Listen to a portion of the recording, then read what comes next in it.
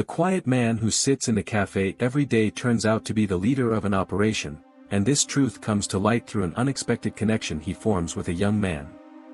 Before we begin, share in the comments what time you watched this video today. The town of Aspen in Colorado was a quiet and elegant place, surrounded by snow-capped mountains, as if it had stepped out of a postcard. In this place where the air was crystal clear and the wind carried the scent of pine, time seemed to flow slowly. On the main street, among the old stone buildings, there was a small bookstore, a few boutiques, and a cafe that had become the town's gathering spot, Aspen Brew. The cafe, with its walnut-colored wooden panels, the constant aroma of freshly roasted coffee, and the soft jazz piano melodies playing in the background, was a cozy refuge for everyone seeking shelter from the cold outside. One of the first customers to enter the door with the first light of dawn was always the same person. A gray-haired, slightly hunched, quiet, and calm man. His name was Robert Callahan. But everyone knew him simply as Uncle Bob. Bob would sit at the corner table by the window every morning, with a large cup of coffee and a freshly printed newspaper by his side. He wore a simple coat and slightly worn but clean boots. The young people would sometimes tease him. "Uncle Bob is probably saving the world again," they would whisper. The adults, however, had grown accustomed to his presence and began to see him as almost part of the cafe's furniture.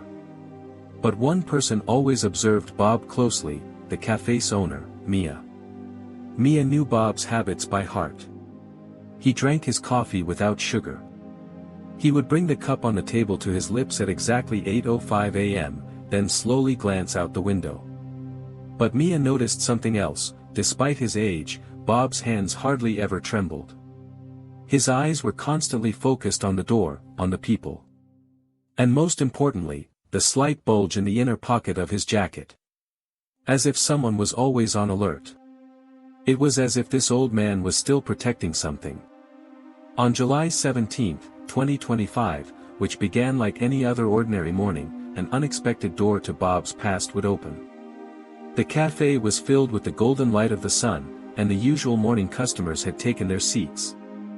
Bob had taken his place at the corner table and was reading his newspaper carefully.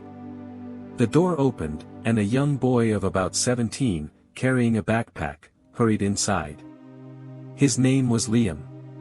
He was working as a volunteer at the library during his summer vacation. Unable to find an empty table in the crowd, he headed for the chair opposite Bob. As he pulled out the chair, his foot bumped into Bob's bag. An old, yellowed photograph fell out of the bag. Liam bent down and picked up the photo. In the picture was a young soldier in uniform. He was smiling, holding a rifle, surrounded by other soldiers in camouflage. That soldier was Bob. Liam asked in surprise, "Is that you?" Bob lifted his gaze from the newspaper. His eyes moved from the photo to Liam. He smiled, but there was the weight of years in his eyes. "Long ago," he said in a low voice. "A long time ago." Mia was watching the scene from behind the counter. At that moment, she noticed a change in Bob's posture. It was as if a part of him that had been hidden for years had suddenly come to the surface. Bob motioned for Liam to sit down. And then something unexpected happened. For the first time, Bob spoke about his past. Liam noticed an old black and white photograph hanging from Bob's pocket. In the photo, a man in uniform stood before a group of soldiers. A stern gaze, a weary posture, but there was an odd confidence in his eyes. "Is that you?" Liam asked, unable to contain his curiosity. "Were you a soldier?" Bob paused. His eyes drifted to the photo, he carefully took it, and slowly placed it back in his jacket pocket. His face suddenly grew serious. "I used to be," he said in a low voice, as if the word had released the weight of years from his mouth. "Where?" Liam asked, leaning in slightly. Bob turned his head and looked out the window. It was as if he had been lost in a distant memory. He didn't answer. But when he saw the determined gleam in Liam's eyes, he knew he couldn't escape. "Iraq," he finally said, with a sigh. Mia, who was drying glasses behind the counter, listened silently to the conversation. She was surprised. She knew almost nothing about Bob's past. She had always known him as a lonely, quiet man. Liam continued curiously. "I'm a history buff. What did you do in 2003? Bob's gaze dropped again. His fingers fiddled with the handle of the cup. "An operation, a rescue," he said, as if the words were being forced out of his mouth. Mia's eyebrows furrowed. A rescue operation in Iraq in 2003? When she got home that night, her curiosity wouldn't let her rest. She turned on her computer and started searching the internet. She typed in 2003 Iraq rescue operation.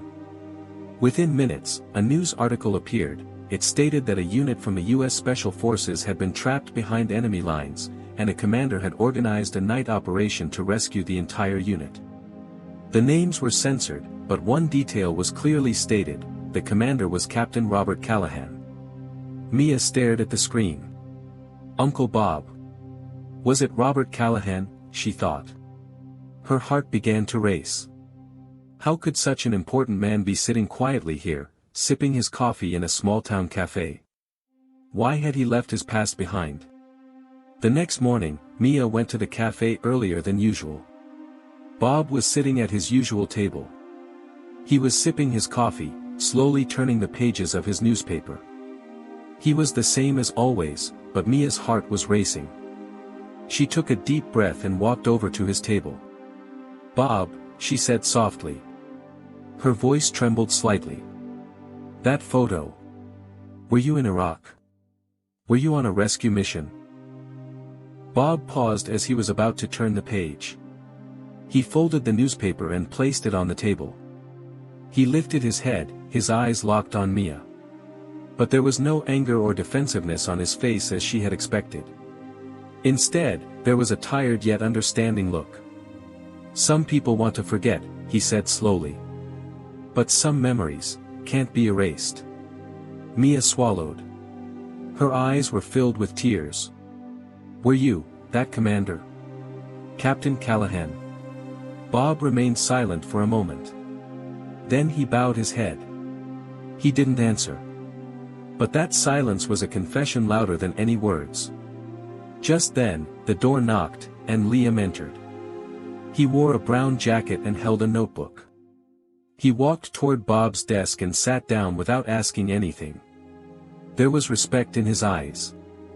Perhaps admiration, but more a deep curiosity about a person's past. At that moment, an invisible bond formed between them. A soldier and a curious young man, a hero and those trying to understand him. A silent bond formed between the weight of the past and the silence of the present, without the need for words. And Mia saw a mix of pride and loneliness in Bob's eyes for the first time. Perhaps Bob was finally beginning to be understood after all these years. Liam began to visit Bob every day. It was no longer just for history homework, he was after something else. It was as if there was another history hidden behind Bob's eyes, one that couldn't be found in books. The corner of the cafe where Bob sat was now like a quiet classroom.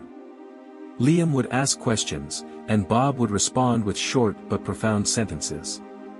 On the day he asked, "What would you do if you were a commander?" Bob paused for a moment. His eyes searched for a distant memory. Then he simply said, "I would take the people home." That sentence kept circling in Liam's mind. To take them home. In the midst of war, to want a child to return home safely. Could such a simple yet profound sentence exist? Mia watched these conversations from afar. She had noticed Bob's leadership style. He didn't shout or lecture, but simply exuded confidence through his demeanor. It was as if he were still commanding a platoon. He had a quiet charisma about him. One evening, Mia approached Liam. "You should look into his past," she said. Liam took this statement as a mission. The next day, he went to the school library. He examined old newspaper archives and war reports. Hours later, he found a familiar name in the corner of a yellow document, Captain Robert Callahan. During the 2003 Iraq War, he had single-handedly led and rescued 15 soldiers who had been under enemy fire all night. He himself had been seriously wounded by the end of that night. The details of the story were vague, but his heroism was clear. When Liam showed Mia what he had found, her eyes lit up. "Bob is a legend," she said.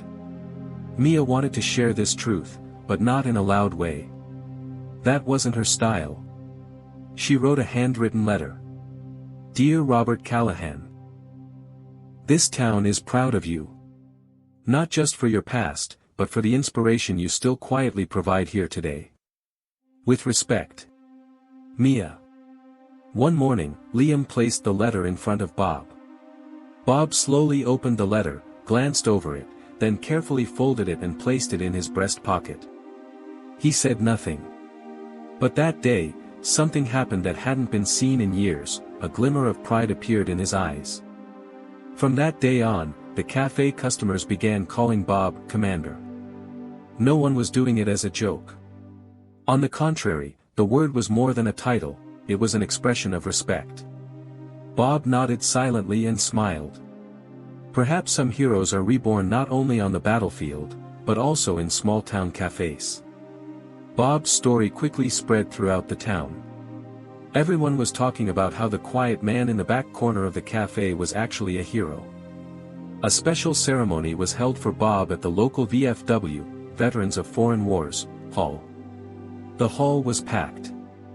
Liam took the stage and told Bob's story, how he had inspired him, and the deep strength behind his quiet demeanor. The crowd listened in silence. At the end of the speech, a gray-haired old soldier, still wearing his uniform, stood up. His voice was shaky but determined. "I know Robert Callahan," he said. "In 2003, at midnight, we were under siege. He was the one who came back and rescued me. If it weren't for him, I wouldn't be here." The room erupted in applause. Some wiped away tears, others bowed their heads in prayer. But Bob hadn't come to the ceremony. The next morning, he was sitting at his usual table in the corner of the cafe, as calm as ever. Liam walked in and sat down beside him.